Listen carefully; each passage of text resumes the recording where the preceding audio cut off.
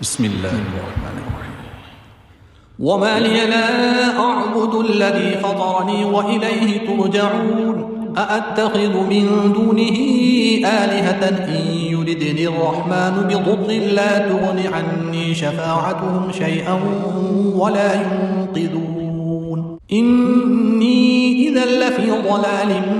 مبين إني آمنت بربكم فاسمعون قيل ادخل الجنة قال يا ليت قومي يعلمون بما غفر لي ربي وجعلني من المكرمين وما أنزلنا على قومه من بعده من جند من السماء وما كنا منزلين إن كانت إلا صيحة واحدة فإذا هم خامدون يا حسرة على العباد ما يأتيهم من رسول إلا كانوا به يستهزئون ألم يروا كم أهلكنا قبلهم من القرون أنهم إليهم لا يرجعون وإن كل لما جميع لدينا محضرون وآية لهم الأرض الميتة أحييناها وأخرجنا منها حبا فمنه يأكلون وجعلنا فيها جنات من نخيل وأعناب وفجرنا فيها من العيون ليأكلوا من ثمره وما عملته أيديهم أفلا يشكرون سبحان الذي خلق الأزواج كلها مما تنبت الأرض ومن أنفسهم ومما لا يعلمون وآية لهم الليل نسلخ منه النهار فإذا هم مظلمون والشمس تجري لمستقر لها ذلك تقدير العزيز العليم والقمر قدرناه منازل حتى عاد كالعرجون القديم لا الشمس ينبغي لها أن تدرك القمر ولا الليل سابق النهار وكل في فلك يسبحون وآية لهم أنا حملنا ذريتهم في الفلك المشحون وخلقنا لهم من مثله ما يركبون وإن نشأ نغرقهم فلا صريخ لهم ولا هم ينقذون إلا رحمة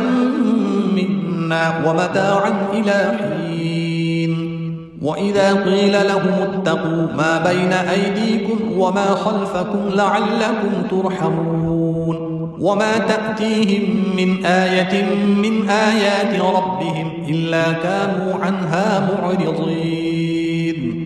وإذا قيل لهم أنفقوا مما رزقكم الله قال الذين كفروا للذين آمنوا أنطعم من لو يشاء الله أطعمه إن أنتم إلا في ضلال مبين ويقولون متى هذا الوعد إن كنتم صادقين ما ينظرون إلا صيحة واحدة تأخذهم وهم يخصمون فلا يستطيعون توصية ولا إلى أهلهم يرجعون ونفخ في الصور فإذا هم من الأجداث إلى ربهم ينسلون قالوا يا ويلنا من بعثنا من مرقدنا هذا ما وعد الرحمن وصدق المرسلون إن كانت إلا صيحة واحدة فإذا هم جميع لدينا محضرون فاليوم لا تظلم نفس شيئا ولا تجزون إلا ما كنتم تعملون إن أصحاب الجنة اليوم في شغل فاكهون هم وأزواجهم في ظلال على الأرائك متكئون لهم فيها فاكهة ولهم ما يدعون سلام قولا من رب رحيم وامتازوا اليوم أيها المجرمون ألم أعهد إليكم يا بني آدم ألا تعبدوا الشيطان إنه لكم عدو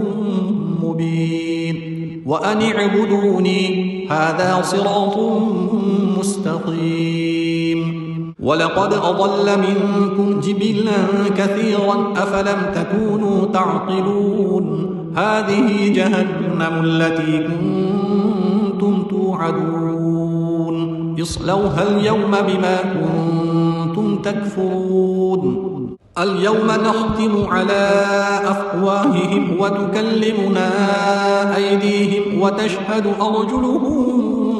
بما كانوا يكسبون ولو نشاء لطمسنا على أعينهم فاستبقوا الصراط فأنى يبصرون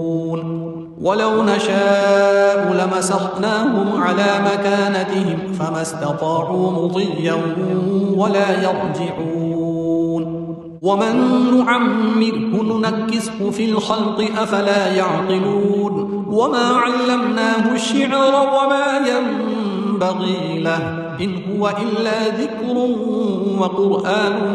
مبين لينذر من كان حيا ويحق القول على الكافرين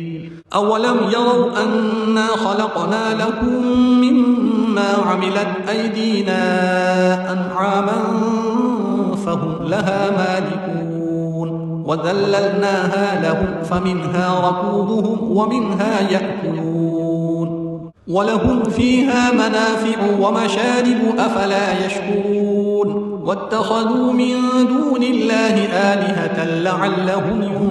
ينصرون لا يستطيعون نصرهم وهم لهم جند محضرون فلا يحزنك قولهم إنا نعلم ما يسرون وما يعلنون أولم يرى الإنسان أنا خلقناه من نطفة فإذا هو خصيم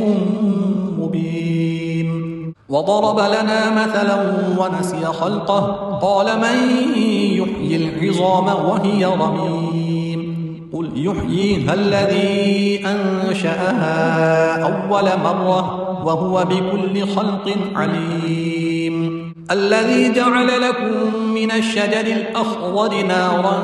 فإذا أنتم منه توقدون أوليس الذي خلق السماوات والأرض بقادر على أن يخلق مثلهم بلى وهو الخلاق العليم إنما أمره إذا أراد شيئا أن يقول له كن فيكون فسبحان الذي بيده ملكوت كل شيء وإليه ترجعون بسم الله الرحمن الرحيم والصافات صفا فالزاجرات زجرا فالتاليات ذكرا إن إلهكم لواحد رب السماوات والأرض وما بينهما ورب المشارق إنا زينا السماء الدنيا بزينة الكواكب وحفظا من كل شيطان مارد لا يسمعون إلى الملأ الأعلى ويقذفون من كل جانب دحورا ولهم عذاب واصب إلا من خطف الخطفة فأتبعه شهاب ثاقب فاستفتهم أهم أشد خلقا أم من خلقنا إنا خلقناهم من طين لازب بل عجبت ويسخرون وإذا ذكروا لا يذكرون وإذا رأوا آية يستسخرون وقالوا إن هذا إلا سحر مبين أإذا متنا وكنا ترابا وعظاما أإنا لمبعوثون أو آباؤنا الأولون قل نعم وأنتم داخرون فإنما هي زجرة واحدة فإذا هم ينظرون وقالوا يا ويلنا هذا يوم الدين هذا يوم الفصل الذي كنتم به تكذبون احشروا الذين ظلموا وأزواجهم وما كانوا يعبدون من دون الله فاهدوهم إلى صراط الجحيم وقفوهم إنهم مسؤولون ما لكم لا تناصرون بل هم اليوم مستسلمون وأقبل بعضهم على بعض يتساءلون قالوا إنكم كنتم تأتوننا عن اليمين قالوا بل لم تكونوا مؤمنين وما كان لنا عليكم من سلطان بل كنتم قوما طاغين فحق علينا قول ربنا إنا لذائقون فأغويناكم إنا كنا غاوين فإنهم يومئذ في العذاب مشتركون إنا كذلك نفعل بالمجرمين إنهم كانوا إذا قيل لهم لا إله إلا الله يستكبرون ويقولون أئنا لتاركو آلهتنا لشاعر مجنون بل جاء بالحق وصدق المرسلين إنكم لذائق العذاب الأليم وما تجزون إلا ما كنتم تعملون إلا عباد الله المخلصين أولئك لهم رزق معلوم فواكه وهم مكرمون في جنات النعيم على سرر متقابلين يطاف عليهم بكأس من معين بيضاء لذة للشاربين لا فيها غر ولا هم عنها ينزفون وعندهم قاصرات الطرف عين كأنهن بيض مكنون فأقبل بعضهم على بعض يتساءلون قال قائل منهم إني كان لي قرين يقول أئنك لمن المصدقين أإذا متنا وكنا ترابا وعظاما أئنا لمدينون قال هل أنتم مطلعون فاطلع فرآه في سواء الجحيم قال تالله إن كدت لتردين ولولا نعمة ربي لكنت من المحضرين أفما نحن بميتين إلا موتتنا الأولى وما نحن بمعذبين إن هذا لهو الفوز العظيم لمثل هذا فليعمل العاملون أذلك خير نزلا أم شجرة الزقوم إنا جعلناها فتنة للظالمين إنها شجرة تخرج في أصل الجحيم طلعها كأنه رؤوس الشياطين فإنهم لآكلون منها فمالئون منها البطون ثم إن لهم عليها لشوبا من حميم ثم إن مرجعهم لإلى الجحيم إنهم ألفوا آباءهم ضالين فهم على آثارهم يهرعون ولقد ضل قبلهم أكثر الأولين ولقد أرسلنا فيهم منذرين فانظر كيف كان عاقبة المنذرين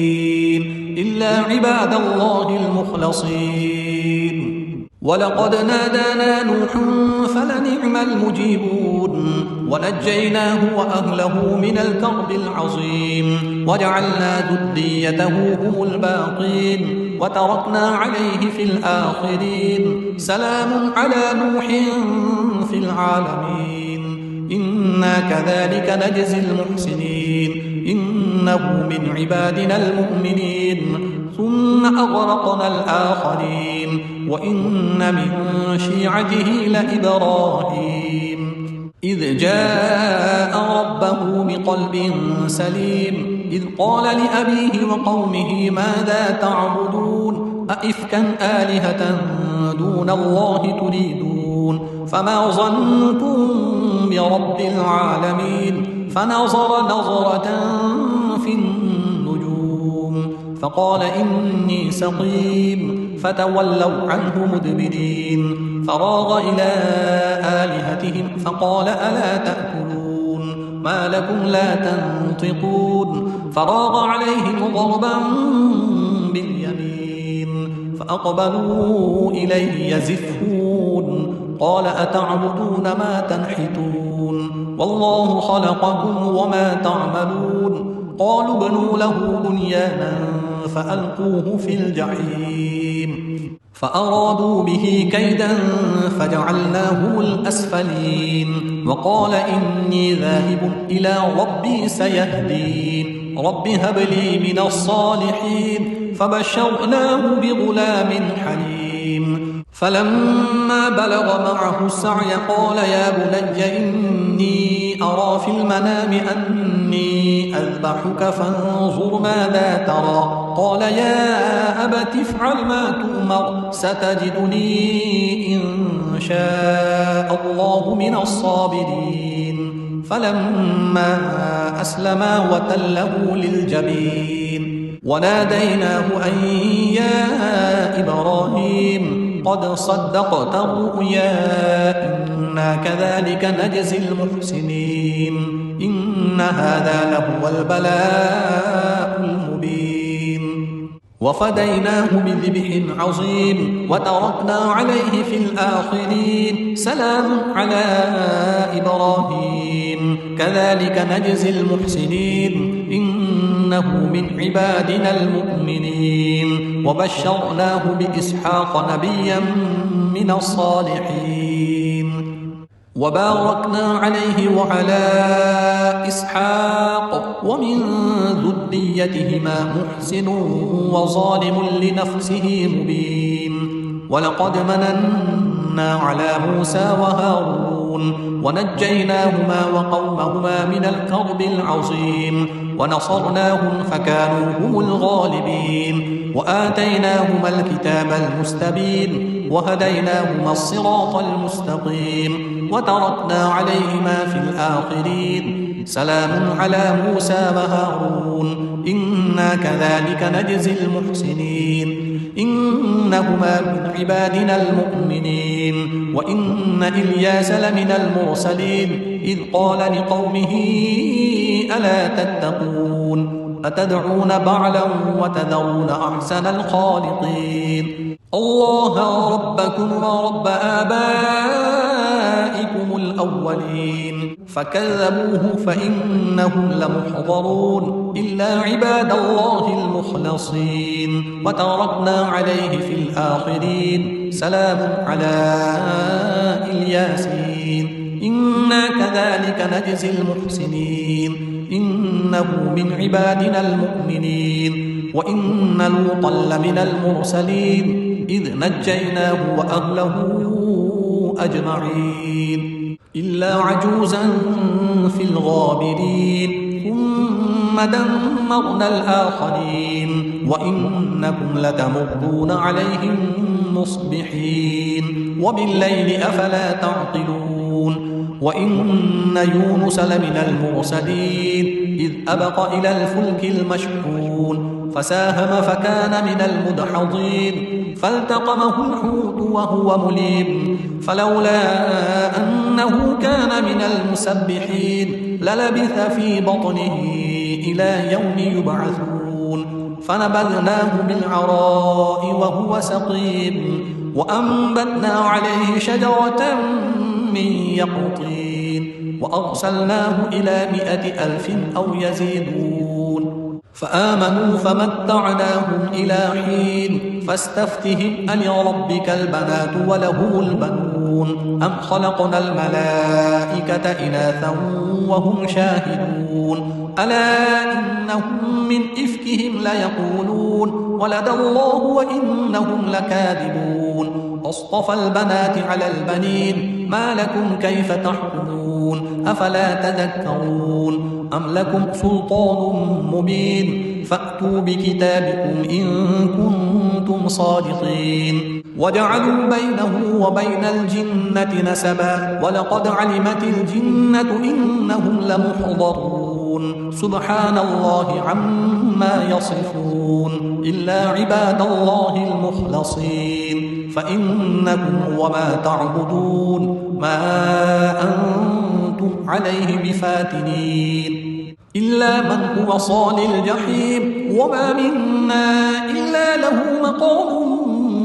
معلوم وإنا لنحن الصافون وإنا لنحن المسبحون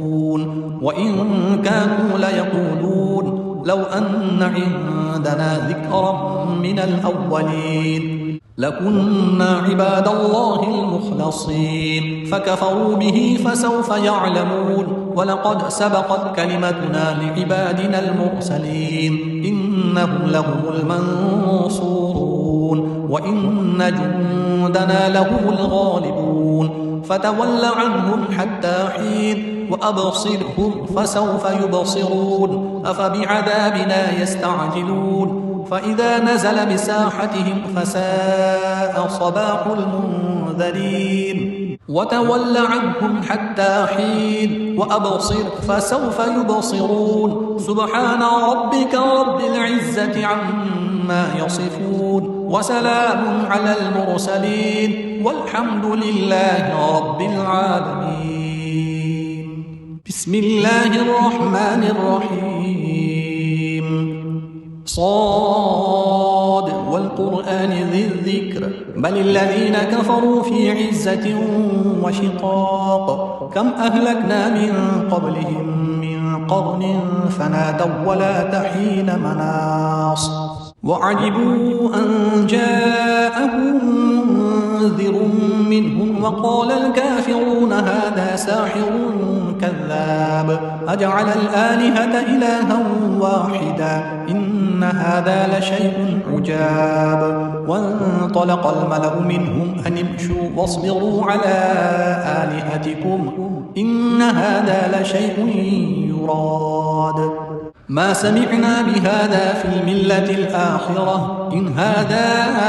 إلا اختلاق أنزل عليه الذكر من بيننا بل هم في شك من ذكري بل لما يذوقوا عذاب أم عندهم خزائن رحمة ربك العزيز الوهاب أم لهم ملك السماوات والأرض وما بينهما فليرتقوا في الأسباب جند ما هنالك مهزوم من الأحزاب كذبت قبلهم قوم نوح وعاد وفرعون ذو الأوتاد وثمود وقوم لوط وأصحاب الأيكة أولئك الأحزاب إن كل إلا كذب الرسل فحق عقاب وما ينظر هؤلاء إلا صيحة واحدة ما لها من فواق وقالوا ربنا عجل لنا قطنا قبل يوم الحساب اصبر على ما يقولون واذكر عبدنا داود ذا الأيد إنه أواب إنا سخرنا الجبال معه يسبحن بالعشي والإشراق والطير محشورة كل له أواب وشددنا ملكه وآتيناه الحكمة وفصل الخطاب وهل أتاك نبأ الخصم إذ تسوروا المحراب إذ دخلوا على داود ففزع منهم قالوا لا تخف خصمان بغى بعضنا على بعض فاحكم بيننا بالحق ولا تشطط واهدنا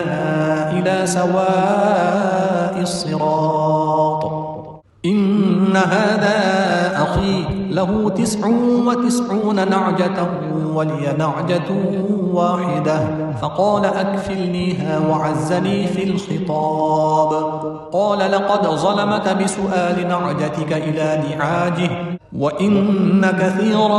من الخلطاء ليبغي بعضهم على بعض إلا الذين آمنوا وعملوا الصالحات وقليل ما هم. وظن داود أنما فتناه فاستغفر ربه وخر راكعا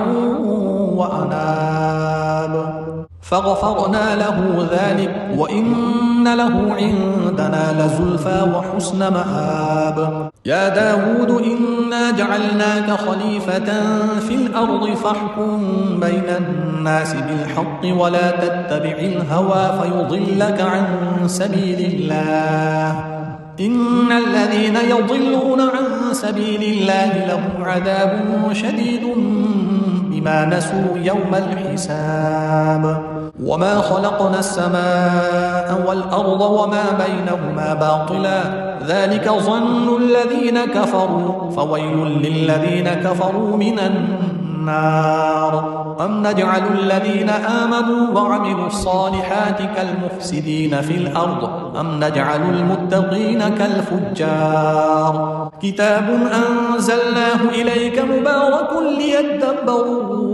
آياته وليتذكر أولو الألباب. ووهبنا لداود سليمان نعم العبد إنه أواب. إذ عرض عليه بالعشي الصافنات الجياد فقال إني أحببت حب الخير عن ذكر ربي حتى توارت بالحجاب. ردوها علي فطفق مسحا بالسوق والأعناق. ولقد فتنا سليمان وألقينا على كرسيه جسدا ثم أناب. قال رب اغفر لي وهب لي ملكا لا ينبغي لأحد من بعدي إنك أنت الوهاب. فسخرنا له الريح تجري بأمره رخاء حيث أصاب والشياطين كل بناء وغواص وآخرين مقرنين في الأصفاد. هذا عطاؤنا فامنن أو أمسك بغير حساب. وإن له عندنا لزلفى وحسن مآب. واذكر عبدنا أيوب إذ نادى ربه أني مسني الشيطان بنصب وعذاب. اركض برجلك هذا مغتسل بارد وشراب. ووهبنا له أهله ومثلهم معهم رحمة منا وذكرى لأولي الألباب. وخذ بيدك ضغثا فاضرب به ولا تحنث إنا وجدناه صابرا نعم العبد إنه أواب. واذكر عبادنا إبراهيم وإسحاق ويعقوب أولي الأيدي والأبصار إنا أخلصناهم بخالصة ذكر الدار وإنهم عندنا لمن المصطفين الأخيار. واذكر إسماعيل واليسع وذا الكفل وكل من الأخيار. هذا ذكر وإن للمتقين لحسن مآب. جنات عدن مفتحة لهم الأبواب متكئين فيها يدعون فيها بفاكهة كثيرة وشراب. وعندهم قاصرات الطرف أتراب. هذا ما توعدون ليوم الحساب. إن هذا لرزقنا ما له من نفاد. هذا وإن للطاغين لشر مآب. جهنم يصلونها فبئس المهاد. هذا فليذوقوه حميم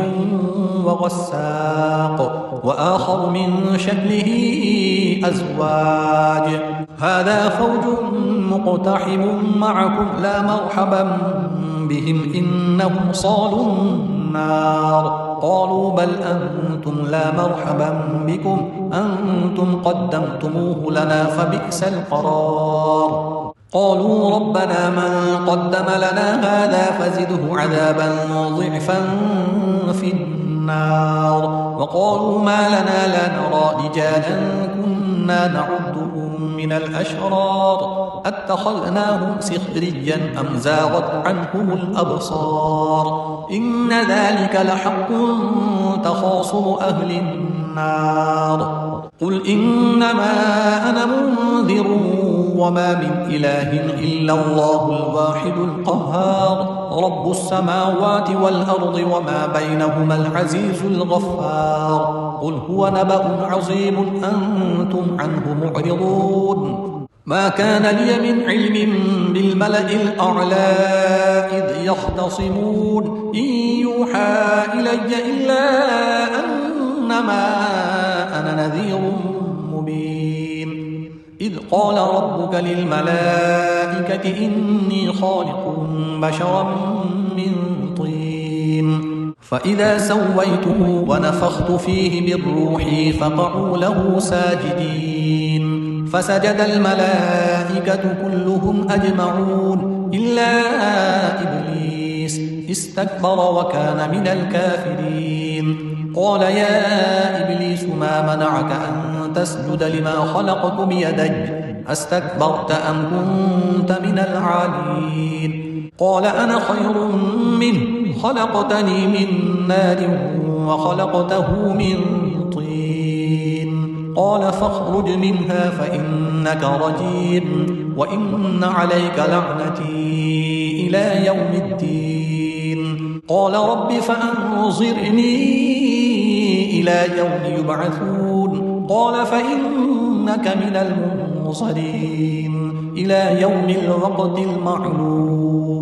قال فبعزتك لأغوينهم أجمعين إلا عبادك منهم المخلصين قال فالحق والحق أقول لأملأن جهنم منك وممن تبعك منهم أجمعين قل ما أسألكم عليه من أجر وما أنا من المتكلفين إن هو إلا ذكر للعالمين ولتعلمن نبأه بعد حين بسم الله الرحمن الرحيم تنزيل الكتاب من الله العزيز الحكيم إنا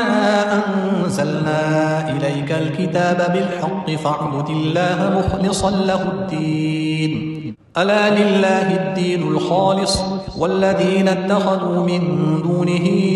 أولياء ما نعبدهم إلا ليقربونا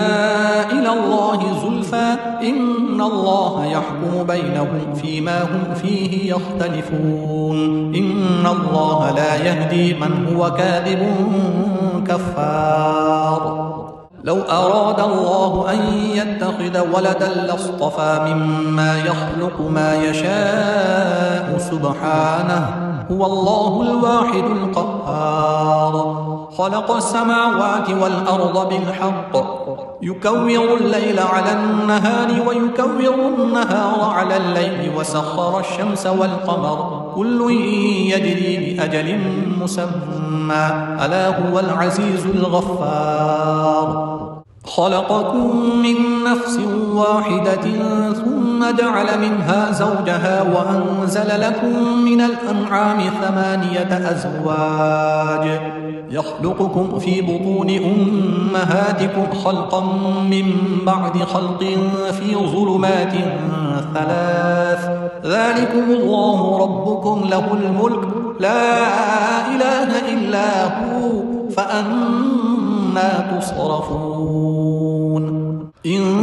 تكفروا فإن الله غني عنكم ولا يرضى لعباده الكفر وإن تشكروا يرضه لكم ولا تزر وازرة وزر أخرى ثم إلى ربكم مرجعكم فينبئكم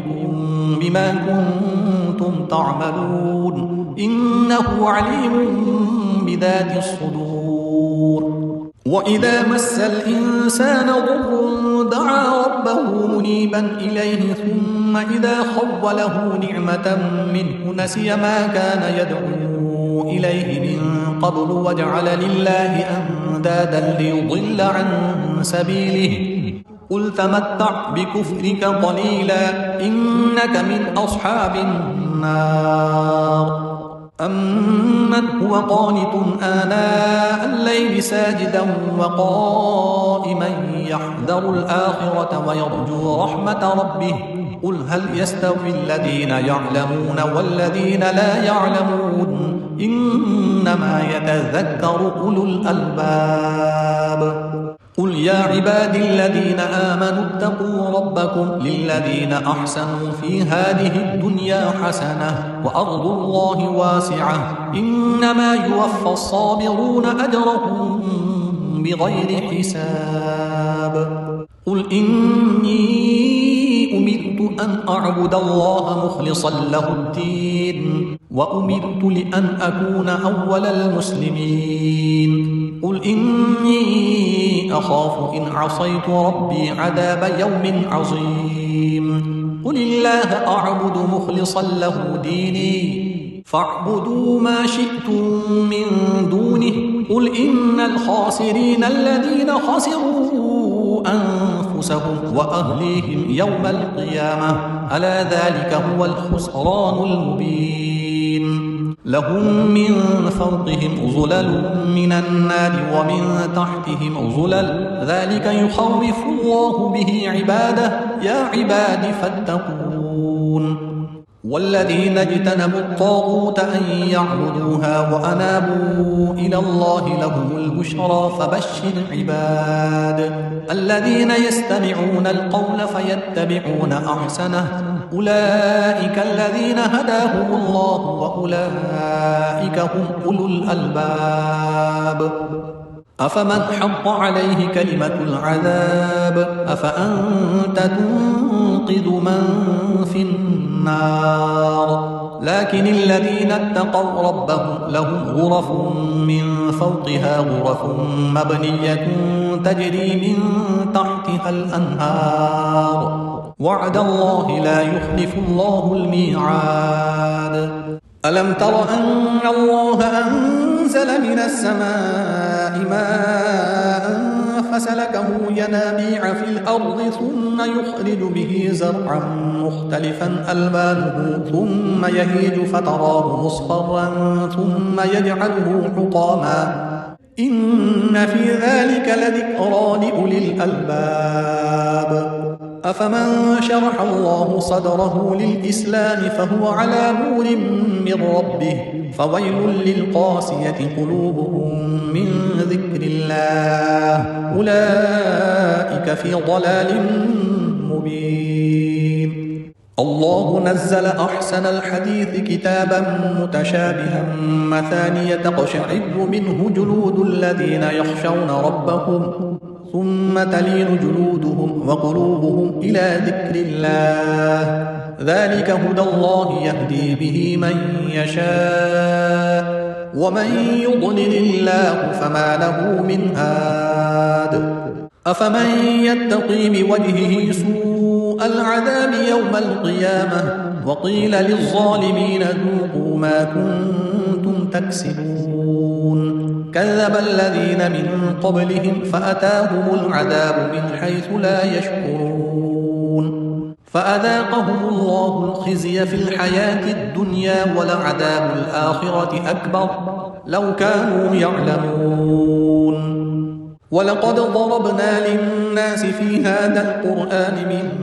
كل مثل لعلهم يتذكرون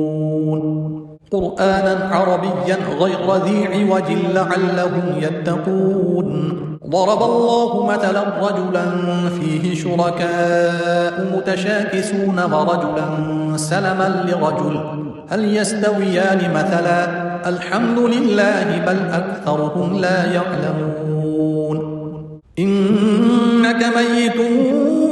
وإنهم ميتون ثم إنكم يوم القيامة عند ربكم تختصمون